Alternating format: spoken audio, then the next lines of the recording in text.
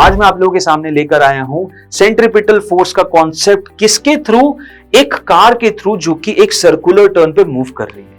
अगर मैं सीधी straight road पे चल रहा रहता हूं तब मुझे स्पीड की इतनी कोई दिक्कत नहीं रहती, लेकिन जब मैं एक सर्कुलर टर्न पे जाता हूं तो मुझे स्पीड इतना कम क्यों करना पड़ता है? ये नीचे लग रहा था mg फोर्स, ये था normal reaction force. So normal की वैल्यू कितनी आ जाएगी?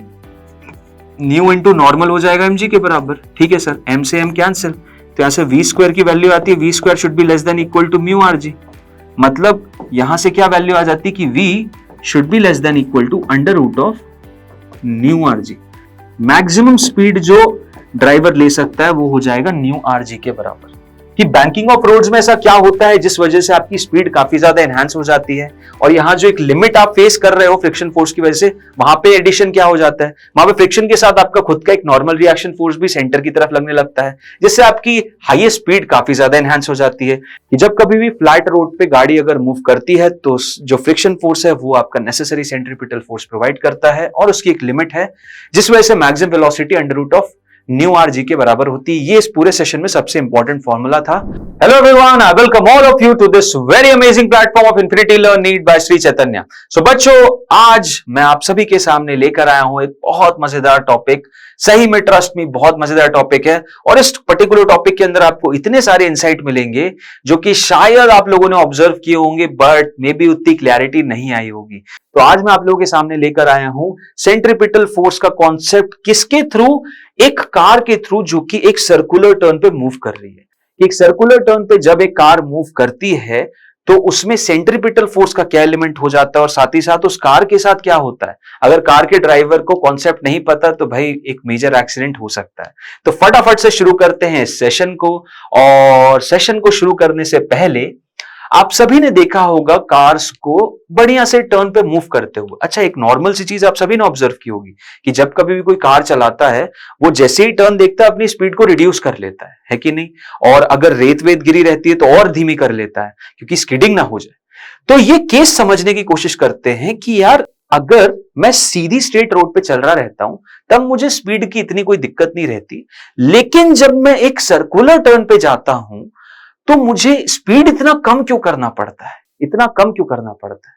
तो इसका मेन रीजन जो है वो ये है कि जब कभी भी आप एक सर्कुलर टर्न या सर्कुलर मोशन कंप्लीट करते हो, या उस सर्कुलर मोशन में कुछ दौरान मूव करते हो, आप सभी को एक फोर्स चाहिए रहता है towards the centre. Every object which performs a circular motion requires a force which should act towards the centre. हमेशा, जैसे कि पृथ्वी पे ग्रेविटेशनल फोर्स है वो हमेशा सेंटर की तरफ एक्ट करता है, उसी हिसाब से अगर ये कार एक सर्कुलर टर्न पे मूव कर रही है तो एक फोर्स चाहिए जो कि टुवर्ड्स द सेंटर लगना चाहिए। मतलब अगर ये सर्कुलर आर्क थी तो सर्कुलर आर्क अगर ये है, ये अगर एक सर्कुलर आर्क में मूव कर रही है तो टुवर्ड्स द सेंटर इस सर्कल की, समझ रहे हो आप? जैसे मान लो ये सर्कुलर आर्क है और यहां पे कार है, तो एक फोर्स कार पे लगना चाहिए टुवर्ड्स द सेंटर, वरना वो सर्कुलर मोशन नहीं करवा पाएगी। और इस फोर्स का काम क्या? उसके डायरेक्शन को हर बार चेंज करना। बिल्कुल सही बात। तो कौन लग सकता है फोर्स? सोचो, कौन लग सकता है फोर्स? उस कार पे कौन लगा सकता है? एक रस्सी से बांधे क्या? लेकिन क्या कार रस्सी से बंधी रहेगी? कितने मोड़ आते हैं। तो कौन कर सकता है सर? इसी जो मैंने अभी आपको एक आंसर, ये एक्सप्लेनेशन में एक रेत का कॉन्सेप्ट बताया कि रेत गिरने पे तो और धीमा कर देता है, वहीं पे आंसर छुपा हुआ है कि टायर्स जब जमीन के साथ कनेक्टेड हैं और उन दोनों के बीच में जो फ्रिक्शन फोर्स लग रहा है वही वो नेसेसरी सेंट्रीपिटल फोर्स का काम करेगा। मतलब जब कभी भी एक कार को टर्न पे मूव करना है तो जो फ्रिक्शन फोर्स है वो लगने लगता है टुवर्ड्स द सेंटर और प्रोवाइड करता है वो नेसेसरी सेंट्रीपिटल फोर्स, जिसके तहत एक गाड़ी बहुत ही स्मूथली टर्न कर सकती है। तो इस कॉन्सेप्ट को समझते हैं कि जब कभी भी एक कार को मान लो आर रेडियस का एक टर्न कवर करना है तो उससे सेंटर की तरफ क्या चाहिए? मान लेते हैं उस पॉइंट पे उसकी जो वेलोसिटी है वो v है, तो उसे सेंटर की तरफ इतने अमाउंट ऑफ एक्सेलरेशन चाहिए, मतलब v स्क्वायर बाय r, तभी वो चल सकती है, राइट? कौन प्रोवाइड करेगा ये एक्सेलरेशन? सर ये एक्सेलरेशन तो आपका फ्रिक्शन फोर्स ही कर सकता है, मतलब F मैक्स। यहां पे आप जो देख रहे हो ये F मैक्स, ये जो फ्रिक्शन का मैक्सिमम कॉन्सेप्ट है, फ्रिक्शन फोर्स ही प्रोवाइड करेगा आपका mv स्क्वायर बाय r। हाँ या ना? अब फ्रिक्शन के साथ एक दिक्कत है। फ्रिक्शन के साथ दिक्कत क्या है कि फ्रिक्शन फोर्स अपने मैक्सिमम वैल्यू से ज्यादा नहीं होना चाहिए। क्यों? अगर मैक्सिमम वैल्यू या लिमिटिंग फ्रिक्शन से ज्यादा हो गया तो गाड़ी उतना फ्रिक्शन फोर्स एक्सपेक्ट ही नहीं कर पाएगी, क्योंकि लिमिट से ज्यादा तो हो लगेगा ही नहीं ना। सो एफ मैक्स से जो एफ की वैल्यू कम होनी चाहिए, मतलब ये जो m v square by r आप देख रहे हो, that should be lesser than equal to f max. अब एफ मैक्स कैसे निकालोगे? सर गाड़ी चुपचाप ऐसे खड़ी हुई थी, ये नीचे लग रहा था mg फोर्स, ये था normal reaction force. So normal की वैल्यू कितनी आ जाएगी? न्यू इंटू नॉर्मल हो जाएगा mg के बराबर। ठीक है सर, m से m कैंसिल, तो यहां से v स्क्वायर की वैल्यू आती है, v square should be less than equal to mu R G. मतलब यहां से क्या वैल्यू आ जाती कि v should be less than equal to under root of mu R G. मतलब यहां से ये समझ में आता है कि एक ड्राइवर को इतनी वेलोसिटी से कम अपनी वेलोसिटी रखनी चाहिए, क्योंकि इससे ज्यादा अगर रखेगा तो फिर उसे ज्यादा फ्रिक्शन फोर्स चाहिए, और ज्यादा फ्रिक्शन फोर्स जमीन प्रोवाइड करवा नहीं पाएगी, तो उसकी वेलोसिटी कम होनी चाहिए। उसकी वेलोसिटी कितनी होनी चाहिए? कम होनी चाहिए। और मैक्सिमम स्पीड कितनी ले सकता है? मैक्सिमम स्पीड की अगर बात की जाएगी तो मैक्सिमम स्पीड जितना ड्राइवर ले सकता है वो हो जाएगा under root of mu R G के बराबर। मैक्सिमम स्पीड जो ड्राइवर ले सकता है वो हो जाएगा न्यू आर जी के बराबर। एम आई क्लियर और नॉट? ये कॉन्सेप्ट है, यही कॉन्सेप्ट है कि भाई एक ड्राइवर अपनी स्पीड को कम कर देता है, क्योंकि सीधे सीधे रोड पे कोई ऐसा मैक्सिमम कंडीशन नहीं आती, बट जैसे ही टर्न मारो ये कंडीशन आ जाती है, क्योंकि ज्यादा वेलोसिटी रहेगी, ज्यादा फ्रिक्शन फोर्स जमीन दे नहीं पाएगी, और इसीलिए उसे अपनी स्पीड कम करके रखना पड़ता है। अब नॉर्मली अगर आप देखोगे तो नॉर्मली ये वेलोसिटी भी नहीं अचीव कर पाता एक पर्टिकुलर ड्राइवर, और उसका रीजन बता रहा हूं क्या है। क्योंकि जब कभी भी गाड़ी चलती है, ऐसा बहुत ही रेयरली होता है कि यार आपको पूरा friction force towards the centre ही देना पड़ जाए। बताता हूं इसका केस क्या है। जैसे कि मान लो एक टर्न है और इस टर्न पे ये गाड़ी मूव कर रही है, राइट? एक टर्न पे ये गाड़ी मूव कर रही है, ओके। अब इस दौरान एक फ्रिक्शन तो टुवर्ड्स द सेंटर चाहिए ही चाहिए, उसमें तो कोई डाउट ही नहीं है सर। और आपको क्या लगता है कोई फ्रिक्शन हमें आगे की तरफ नहीं चाहिए रहेगा या पीछे की तरफ नहीं चाहिए रहेगा जो कि हमारी गाड़ी की वेलोसिटी को आगे पीछे करे? भाई गाड़ी पे डेफिनेटली पहिए घूम रहे हैं, और पहिए क्या है? प्योर रोलिंग मोशन कर रहे हैं। अब प्योर रोलिंग मोशन कर रहे हैं तो एक फ्रिक्शन की रिक्वायरमेंट तो होगी, डेफिनेटली रिक्वायरमेंट होगी, फ्रिक्शन फोर्स की रिक्वायरमेंट तो होगी, क्योंकि चक्के का फोर्स तो इधर लग रहा है, चक्के का फोर्स तो बीच में लग रहा है, तो एक फ्रिक्शन फोर्स रिक्वायर्ड तो होगा, तभी गाड़ी आगे जाएगी। मानते हो कि नहीं मानते? मतलब एक फ्रिक्शन फोर्स तो चाहिए, एक फ्रिक्शन फोर्स आपको चाहिए जो कि अलोंग द डायरेक्शन, मतलब एक टेंजेंशियल फोर्स की तरह एक्ट करेगा। एम आई क्लियर और नॉट? तो पूरा फ्रिक्शन फोर्स यहां नहीं लगता, इस बात को समझने की कोशिश करो। हमें सेंटर की तरफ कितना एक्सेलरेशन चाहिए? v स्क्वायर बाय आर, और हमें एक टेंजेंशियल एक्सेलरेशन भी चाहिए रहता है जो कि 80 हो जाता है। और इन दोनों की रिक्वायरमेंट कौन पूरी कर पाएगा? इन दोनों की रिक्वायरमेंट अल्टीमेटली फ्रिक्शन फोर्स ही कर पाएगा। कौन कर पाएगा? भाई फ्रिक्शन फोर्स ही कर पाएगा। सिंपल सी चीज, समझ रहे हो बात को? इन दोनों की रिक्वायरमेंट फ्रिक्शन फोर्स ही कर पाएगा। तो फ्रिक्शन फोर्स कुछ इस डायरेक्शन में लगता है जिसका एक कंपोनेंट आपका टेंजेंशियल एक्सेलरेशन देता है और दूसरा कंपोनेंट आपका सेंट्रीपिटल एक्सेलरेशन देता है। इस कॉन्सेप्ट को मैं ज्यादा डिटेलिंग में नहीं जाऊंगा क्योंकि वो नीट के स्कोप से बाहर हो जाएगा। ये जेई का ज्यादातर कॉन्सेप्ट है, बट यहां पे आपको ये चीज समझने की कोशिश करना चाहिए कि फ्रिक्शन पूरा का पूरा टुवर्ड्स सेंटर नहीं लगता, फ्रिक्शन का एक कंपोनेंट लगता है टुवर्ड्स द सेंटर जो कि नेसेसरी सेंट्रीपिटल फोर्स या एक्सेलरेशन प्रोवाइड करता है, और एक कंपोनेंट उसको प्योर रोल कंडीशन करने में भी काम आता है, मतलब व्हील्स को घुमाने में, सड़क पे आगे पीछे करने में भी काम आता है। ठीक है, तो ये चीज आप समझ के चलना। अब यहां से एक और कॉन्सेप्ट का इजाद होता है कि सर फिर तो देखो रिक्वायरमेंट की तो कमी है। अगर मान लो मुझे कभी कभी बहुत तेज, मैं हाईवे पे चल रहा हूं और हाईवे पे चलते ही मुझे अचानक से टर्न दिखा, मेरी स्पीड तो सर 80-90 किलोमीटर पर आवर से जा रही है, तो हो सकता है फ्रिक्शन फोर्स उतना ना रहे और मेरे तो एक्सीडेंट होने लगे। तो यहां पे उसके लिए एक मस्त तरीका निकाल रखा है जिसे कहा जाता है बैंकिंग ऑफ रोड। जिसे क्या कहा जाता है? Banking of roads.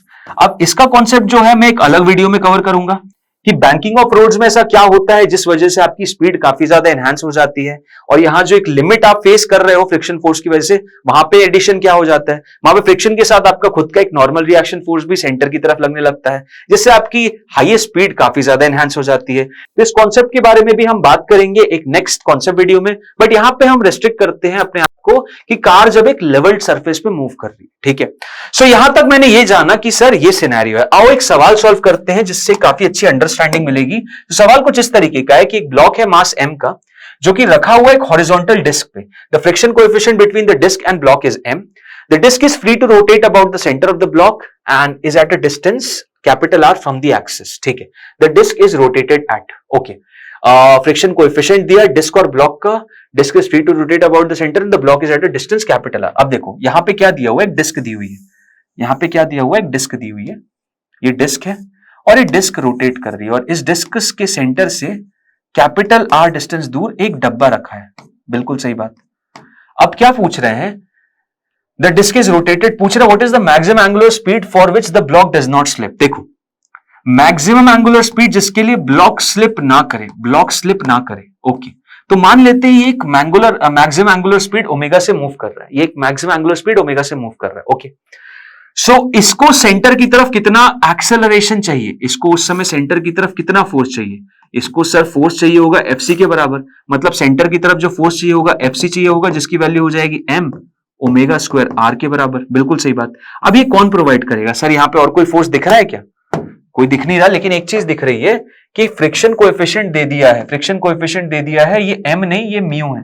कितना दिया है, म्यू दिया है, मतलब यहाँ पे जो फ्रिक्शन फोर्स होगा वही टुवर्ड सेंटर लगेगा, है कि नहीं, वही टुवर्ड सेंटर लगेगा। सो यहाँ पे ये चीज कौन प्रोवाइड करेगा, F प्रोवाइड करेगा, F हो जाएगा आपका m omega square r। But F के साथ एक दिक्कत है क्या, कि F हमेशा लिमिट से कम होता है। अब लिमिट कितनी हो जाएगी, इस डब्बे की अगर मैं बात करूं तो डब्बे पे नीचे की डायरेक्शन mg लग रहा होगा, ऊपर एक नॉर्मल लग रहा होगा। किस केस में, जब ऐसे देख रहा हूं, ये तो मैं टॉप व्यू देख रहा हूं, इसमें तो आप देखोगे तो यहां पे क्रॉस डायरेक्शन में mg होगा, मतलब ऐसे अंदर की तरफ, और डॉट डायरेक्शन में नॉर्मल होगा ऐसे बाहर की तरफ। समझ में आ रहा है कि नहीं आ रहा, ये तो मैं ऐसे टॉप व्यू देख रहा हूं, ये तो मैं ऐसे टॉप व्यू देख रहा हूं, क्लियर है ना। तो अब केस ये समझते हैं कि यहां पे f की जो वैल्यू है m omega square r, this should be less than equal to how much, mu times mg के बराबर, m से m कैंसिल। सो यहां से क्या केस समझ में आ रहा है कि omega should be less than equal to under root of mu g by r। कितना हो जाएगा, न्यू g बाय r से कम होना चाहिए। तो मैक्सिमम वैल्यू कितनी हो जाएगी ओमेगा की, ओमेगा की अगर मैं मैक्सिमम वैल्यू की बात करूंगा तो मैक्सिमम वैल्यू हो जाएगी under root of mu g by r के बराबर। ठीक है, सिंपल सा कॉन्सेप्ट है, कोई ज्यादा दिक्कत नहीं है कि जो फ्रिक्शन फोर्स है वही लगेगा और फ्रिक्शन की मैक्सिमम वैल्यू से कम होना चाहिए जितना भी रिक्वायरमेंट है, तो उससे हमारी ओमेगा आ जाती है कि ओमेगा की मैक्सिमम वैल्यू जितना डिस्क घूम सकता हो जाएगा under root of mu G by R. Okay, next case ये बोल रहा है if the angular speed of the disc is uniformly increase from zero at an angular acceleration A, at what angular speed will the block slip. अब देखो एक और case अब यहां पे आता है कि भाई उसी डिस्क को देखो, यहां पे वही केस आ जाएगा कि उसी डिस्क को अब तुम क्या कर रहे हो, ओमेगा तो दी है, साथ ही साथ तुमने एक एंगुलर एक्सेलरेशन भी दे दिया अल्फा। ठीक है ना, तुमने क्या दे दिया, is uniformly increase from zero at an angular acceleration of A, नहीं अल्फा होगा, ये क्या होगा, ये होगा अल्फा। ठीक है, अब पूछ रहा है eight what angular speed will the block slip, किस एंगुलर स्पीड पे आपकी ब्लॉक स्लिप हो जाएगी। सिंपल सी चीज। अब यहां पे मैं वापस इसमें ज्यादा एंटरटेन ना करके, क्योंकि वापस जेई के लेवल पे हम चले जाएंगे, मैं आपको एक आइडिएशन दे रहा हूं यहां पे कि एक पर्टिकुलर पॉइंट ऐसा आएगा जब इस ब्लॉक को सेंटर की तरफ जो सेंट्रीपिटल फोर्स चाहिए पड़ेगा और आगे की तरफ एक टेंजेंशियल फोर्स चाहिए पड़ेगा, और इन दोनों का जो नेट सम होगा वही फ्रिक्शन फोर्स प्रोवाइड करेगा। मतलब यहां पे जो कैपिटल एफ की रिक्वायरमेंट होगी, जो कि F T square plus F C square के बराबर होगा, वही मेरा कैपिटल एफ प्रोवाइड करेगा, और इस कैपिटल एफ यही मेरा फ्रिक्शन फोर्स हो जाएगा। और इस एफ के साथ दिक्कत यह है कि एफ जो है वो हमेशा lesser than limiting friction force होना चाहिए। समझ में आ रहा है कि नहीं आ रहा।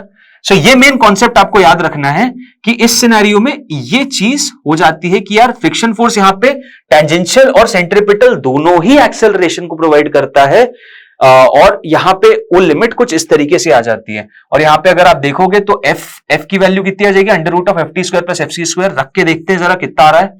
सो ये हो जाएगा m into tangential acceleration, m into eighty, और एटी की वैल्यू कितनी हो जाएगी, m इंटू आर अल्फा के बराबर। सो हो जाएगा m आर अल्फा का होल स्क्वायर, प्लस यहां पे अगर मैं एफसी की बात करूं तो एफसी कितना हो जाएगा, एफसी हो जाएगा m into omega square R का होल स्क्वायर, ठीक है। और ये कितना आ जाएगा, this is going to be mu F, this should be less than equal to mu times F L, कितना हो जाएगा, एम इंटू जी के बराबर। यहां से देखोगे आप एम एम कॉमन होगा और एम इससे कैंसिल आउट हो जाएगा, और finally you will have the value कितनी आ जाएगी यहां पे, R square alpha square plus omega to the power 4 into R square. R square भी बाहर आ जाएगा, आर स्क्वायर भी बाहर आ जाएगा, और this should be lesser than और equal to mu G by R. यहां से इतनी कंडीशन तक रखो, इसके आगे आप मत जाओ, क्योंकि इसके आगे जाओगे तो और ज्यादा प्रॉब्लम में फंस जाओगे और थोड़ा हमारे स्कोप के बाहर चला जाएगा, कैलकुलस का यूसेज यहां पे ज्यादा हो जाएगा। So let us B limited till this point only. हमें मेनली कॉन्सेप्ट समझना है, कॉन्सेप्ट क्या होगा कि भाई किस तरीके से हम अंडरस्टैंड कर सकते हैं और फ्रिक्शन फोर्स कहां यहां पे लगेगा। ओके, सो आई थिंक एक ब्रीफ आइडिया आप लोगों को मिल चुका है। अब देखो, इन सब के साथ एक बहुत विचित्र टाइप की घटना होती है कारों के साथ। जब कभी भी आप कारों को देखते हो टर्न्स पे, तो आप देखोगे कि जब भी टर्न लेता है इसका व्हील ऊपर उठने लगता है। अब ये क्या कॉन्सेप्ट होता है, और ये कॉन्सेप्ट होता है basically shifting of normal on cars on turns. Turns पे जो नॉर्मल रिएक्शन फोर्स है ना, वो शिफ्ट होने लगता है। अब उसका रीजन भी जानता हूं, फटाफट उसका रीजन भी एक कॉन्सेप्ट पॉइंट ऑफ व्यू से समझने की कोशिश करेंगे कि देखो होगा क्या, कि आपने एक कार को माना कि यार कार एक सर्कुलर टर्न पे मूव कर रही है, बिल्कुल सही बात। यहां पे आपने बोल दिया ये उस पे, ये मान लेते हैं ये उस पे mg फोर्स लग रहा था, ये नॉर्मल फोर्स लग रहा था, और ये लगने लग गया फ्रिक्शन फोर्स।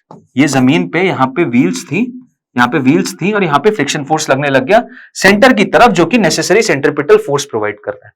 अब इससे देखो होता क्या है, जब तक वो सीधे सीधे जा रहा था तब तक तो फ्रिक्शन फोर्स नहीं लग रहा था, लेकिन अब सीधे सीधे ना जाके ऐसे टर्न मार रहे थे, यहाँ पे फ्रिक्शन फोर्स लग रहा है। अब इस फ्रिक्शन फोर्स के लगने से बताओ क्या हुआ, इसमें अगर इसके सेंटर ऑफ मास की बात करोगे ना, तो सेंटर ऑफ मास के अबाउट इस फ्रिक्शन की वजह से एक टॉर्क जनरेट हो जाएगा, एक टॉर्क जनरेट हो जाता है सेंटर ऑफ मास के अबाउट। देखो ना, इस F की वजह से F into x, F into ये वाला x एक टॉर्क हो जाएगा, mg की वजह से टॉर्क 0, नॉर्मल की वजह से टॉर्क 0।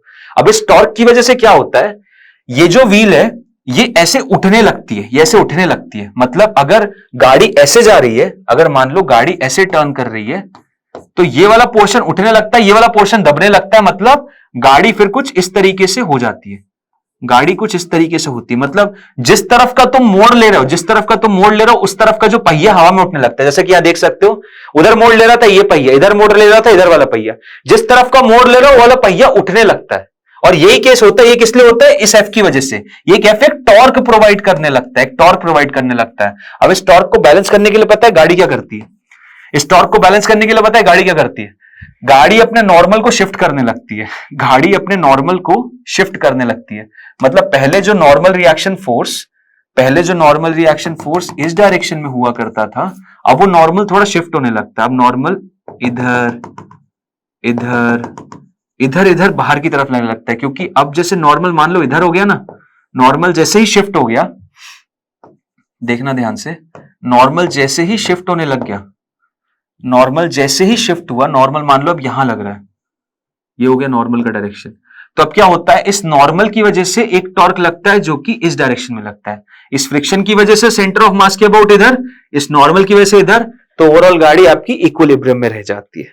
ये भी कॉन्सेप्ट मैं आपकी बस अंडरस्टैंडिंग के लिए बता रहा हूं, इसमें भी हम ज्यादा एंटर नहीं करेंगे क्योंकि ये भी आपके स्कोप के बाहर है। But the main point is आपको एज अ कॉन्सेप्ट ये चीज समझ में आनी चाहिए, कल को सब्जेक्टिव क्वेश्चन आए तो आपको ये चीज पता रहे। कैलकुलेशन पॉइंट ऑफ व्यू से you won't get this much कि कितना लिमिट क्या होनी चाहिए, लिमिट तय होनी चाहिए, नॉर्मल पूरा इधर आ जाता है, जैसे इस गाड़ी में उड़ गया तो नॉर्मल पूरा उधर शिफ्ट हो जाता है और ये पहिया हवा में आ जाता है। बट मेन चीज आप लोग को एज अ कॉन्सेप्ट ये चीज समझ में आनी चाहिए। बहुत प्यारा कॉन्सेप्ट है, बहुत मजेदार कॉन्सेप्ट है, एंड दैट्स द रीजन मैं आप सभी के लिए कॉन्सेप्ट लाया हूं। आई थिंक आप सभी को ये बहुत बढ़िया तरीके से समझ में आया कि शिफ्टिंग ऑफ नॉर्मल क्यों होता है, कैसे होता है कार्स के साथ जब कभी भी वो टर्न पे रहती हैं। सो इस पर्टिकुलर कॉन्सेप्ट को याद रखना, समझने की कोशिश करना, और सबसे इंपॉर्टेंट तो इसमें जो पॉइंट है वो ये है कि जब कभी भी फ्लैट रोड पे गाड़ी अगर मूव करती है तो जो फ्रिक्शन फोर्स है वो आपका नेसेसरी सेंट्रिपिटल फोर्स प्रोवाइड करता है, और उसकी एक लिमिट है जिस वजह से maximum velocity under root of mu R G के बराबर होती है। ये इस पूरे सेशन में सबसे इंपॉर्टेंट फॉर्मूला था, और यहां से हमें एक आइडिया भी मिलता है कि अब अगला जो कॉन्सेप्ट आएगा वो आएगा बैंकिंग ऑफ रोड का, और बैंकिंग ऑफ रोड कैसे हेल्प करता है उसके बारे में हम आने वाले सेशन में जानेंगे। सो इस सेशन के लिए इतना ही। आई थिंक इस सेशन में आपको काफी सारे इनपुट्स मिले होंगे। अगर कुछ रह गया या कुछ और आप चाहते हैं तो प्लीज कमेंट में मुझे बताइए। I will be highly delighted to help you people. इसी की तरह इस चैनल को अगर you like it, please like करिए, सब्सक्राइब कर लिए ताकि आपसे कोई भी वीडियो मिस ना हो। एंड मिलते हैं हम अगले कॉन्सेप्ट वीडियो में। Till then thank you, bye bye and take care all of you.